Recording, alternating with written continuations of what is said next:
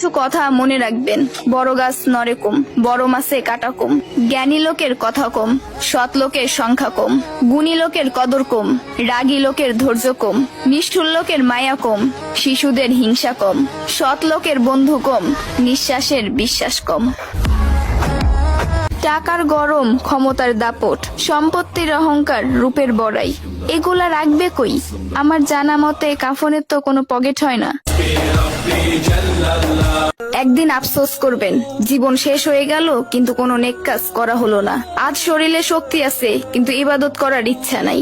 এমন একদিন আসবে সামনে, ইবাদত করার ইচ্ছা হবে কিন্তু শরীরে কোনো শক্তি থাকবে না, একটা সেজদা দেওয়ার ক্ষমতা থাকবে না। এখনো সময় আছে, তওবা করে ফিরে আসুন। সন্তান যখন দুনিয়ার সম্পদ দ্বারা ধনী হয়ে যায়, তখন বাবা মা ভয়ে ভয়ে কথা বলে যাতে সন্তান রাগ না করে। আর